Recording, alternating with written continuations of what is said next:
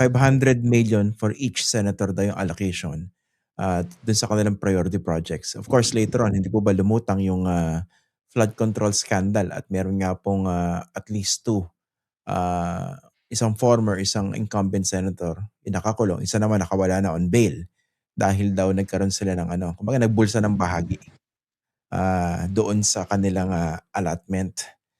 Ang sa'kin lang po 'no, kabisado niyo yung ins and outs diyan, eh, 'no. Kung ganito kalaking pera ang pinag-uusapan dito, ano yung likelihood na marami dito sa mga legislators na pinag-uusapan natin, meron din siguro naibulsa kahit papaano. 500 million po ito at least. Kung merong 500 million, Christian, kailangan meron kang kakayahan upang sa gano'n mailaan yan dun sa pangangailangan nung lugar na pinagbibigyan mo. Kasi halimbawa itong budget, inaabot yan ng 7 hanggang 8 buwan para paghandaan ng executive. Sisiguraduhin muna ng DBCC na nasa lugar ito, yung sinusunod yung macroeconomic assumptions para kayang pontuhan at hindi kung ano-ano yung projects na mailalagay dyan. Hindi ganun kadali ang magbuo ng isang national expenditure program kasi dumadaan yan sa pagsasala ng mga ahensya na magaling sa technical, magaling sa administrative, magaling sa legal, magaling sa financial, bago ito mabuo Kaya kung ipababahala mo yung perang yan sa isang mambabatas, wala naman siyang staff na marunong dyan Kaya ang mangyayari dyan, baka hindi pa tamang proyekto yung isusulong ng mga mambabatas kasi hindi naman nila talaga trabaho yung ganyang klaseng trabaho Kaya ang mangyayari, kung hindi mawawala yung pera, maaari maging substandard, or maski na may totoong project, baka hindi na ayon sa prioridad ng ating bansa. Halimbawa, itong nakaraang 3 taon na Christian, kung susuriin mo yung pinaggabitan ng DPWH dun sa mahigit 1 trilyong budget nila, 22% Christian napunta sa flood control projects. At 43% napunta dun sa mga in aid of re-election na projects katulad ng multipurpose building, local roads. Kaya isipin mo, 22 plus 43%, 65% na yun ang kabuuang budget ng ating bansa. Itong nakaraang 3 taon, napunta sa mga project na walang national impact. In fact, yung flood control, nakita na natin ngayon, ginamit lamang para dahilan para yumaman yung ilang mga mambabatas. At itong mga maliliit, yung hyper-local projects, ginamit siguro para nga matuwa yung kanilang constituencies at masigurado na pag tumakbo sila sa 2028, makakabalik sila sa pwesto. Yan ang resulta ng ganyang klaseng pamamahala ng ating pambansang budget. Yeah po. Actually, mapapamura ka talaga dito sa pinag-uusapan po natin, Secretary, no? Ito po isa kong gustong ipunto, no? Hindi ko naman sinasabi na ninakaw lahat yan, no? Pero maganda yung pagkakalatag ni Secretary Butch yung possibilities because of this arrangement or setup. Parang sa mga viewers po natin, Secretary, imagine naman nila, no? Iba rito mga politiko meron ng bahid ng korupsyon Ilang beses na nakasuhan ng plunder. Tapos bibigyan mo pa ng ganyang allocation. Ano bang tawag dun? Diyos ko Tsaka, naman. alam mo, Christian, pag sinabi mong 7.2 trillion budget, hindi ibig sabihin na yung buong 7.2 trillion, magagamit mo na kung saan mo gustong gamitin kung ikaw yung Pangulo. Kasi Correct. halos mga, siguro, 60% nung budget na yan ay Utang. mandatory expenses o kaya automatically appropriated na. Ano ibig sabihin ng automatically appropriated? Yung mga utang natin. Yeah. nababayaran. Katulad na ngayong taon, itong 7.2 trillion, Christian, alam mo ba kung ano ang number one na education? Ang number one na pinaglaanan ng pondo ay debt interest payments na Interest payments nasa pa lang yun, 978.7 billion. Number two lang yung Department of Education. Mm. Ganyan kalaki yung yung kailangan natin bayaran na utang. Pero hindi pa yon, ha, Christian. Kasi yung 978.7 billion, interest payments yon. Mm. Meron pa tayong kailangan na bayaran na principal amortization. Yeah. Kaya kung pagsasamahin mo yung dalawang yan, magiging 2.7 trillion pesos ang debt service requirements natin, na kung ihahambing mo dun sa 7.2 na budget, 37.5% yun. Mm. Kaya napakaliit na lang ng pera ang gagamitin.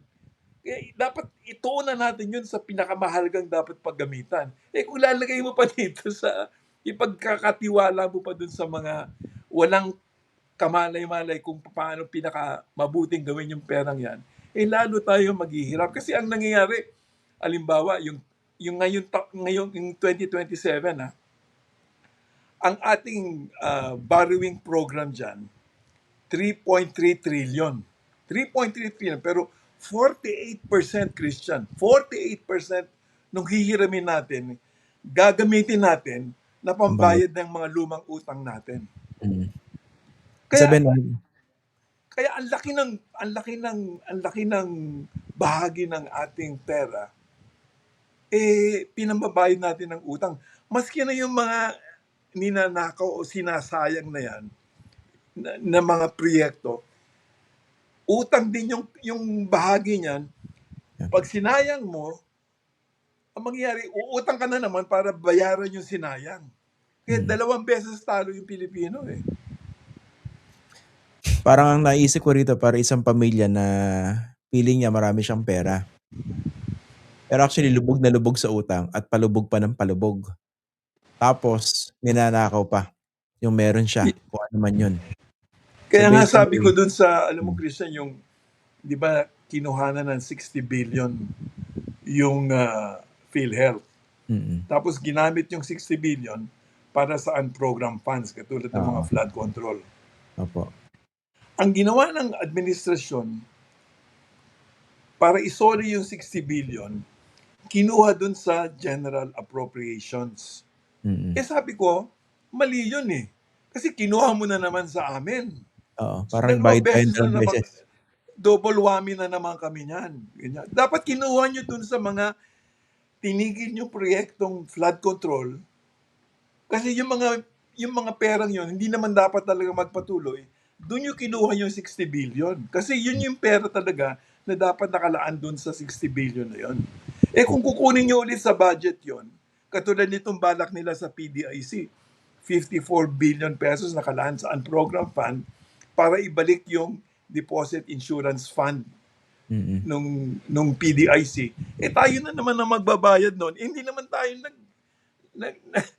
nagsayang noon o nagnakaw noon eh. Kaya imbis na nawalan na tayo, Christian, tayo pa ang magbabayad dun sa nawala sa atin sa pamamagitan ng utang. Sobrang ridiculous, hindi po ba, no? Parang yung sinasabi niyo sa Kaya PhilHealth. dapat talaga magalit ang tao kasi kung hindi natin ipakita na galit tayo dyan. 2 beses niloko ka na nung una, tapos ikaw pa yung magbabayad ng utang para mabayaran natin yung perang nawala sa atin. Parang sobra naman yun. Sobrang kagaguhan, in short. Pero so far, may nakikita ba kayong parang kahit papaano inilagay na institutional siguro or systemic safeguards para ma-minimize naman itong ganito? Kasi basically yung pinag-uusapan natin dito po sa 500 million per senator. Meron pang allocation for House member. Basically, pork barrel po ito, na wag na po nating i-sugarcoat eh. Ano ba nakikita niyong mga ano diyan, kung meron man, safeguards? Well, hindi ko pa nakikita yung detalye nung mga nung budget, ano, pero makikita mo yung dati kasi mahigit na 1 trilyon na yung budget ng, public works. Mm. Last year bumaba yan ng mga 500 bilyon. Ngayon nasa 600 bilyon ang nilagyan ng budget, yung Department of Education. So yun Mm. medyo dapat naman gano'n ang gawin, eh. Kasi, ah, ang laki ng pangangailangan ng DepEd. Imagine 165,000 classrooms tapos yung existing classrooms 70% dilapidated. Eh, papaano nga naman papasok yung mga bata sa eskuwelahan? So yun ang medyo may gano'ng klaseng pagbabago ng prayoridad ngayon at, tinitignan talaga. Halimbawa yung Department of, Health, number 3 siya dun sa budget. So binibigyan yung mga social services ng karampatang atensyon. Ngayon kailangan lang talaga paalala natin sa executive, lalong-lalo na sa Department of Budget and Management, etong etong GAA na ito na 7.2 trillion, eto yung kahuli-hulihang budget bago mag-eleksyon. Yes. Kaya yung mga politiko gagawa ng paraan, siyempre, para makakuha ng budget na pwedeng magamit sa eleksyon. At kailangan talagang bantayan hindi lamang ng DBM, hindi lamang ng executive, pero ng taong bayan para yung prioridad na nandyan, hindi na naman mapunta kung saan-saan. Ang daming talagang dapat busisiin dyan kasi Opo. sabi ko nga, yung pagkakautang natin, lalong lumaki. At Mm. sa ngayon, halos 49% na ang inilaki doon sa nakaraang budget. So, ay, nakaraang utang. Kaya kung hindi natin Grabe. babantayan, imbis na lumalago yung ating ekonomiya, ang lumalago yung ating pagkakautang. Eh, Mm. maipapasa pa natin yan sa ating mga kamag-anakan at apo-apo. Katulad nga nung utang nung panahon nung Marshall, nung kay Marcos, nung siya ay nasa Pangulo 1966, $1 billion lang ang utang natin. Nung natapos yung 1986, $26 billion na. Diyan nagsimula lahat yan, eh. Hanggang ngayon, Yeah, binabayaran. binabayaran natin. Mm. Mahilig tayo sa mga magnanakaw po kasi, yan ang problema, eh. Anyway, Hindi na tayo maraming natuto, salamat. yan ang problema. Sige.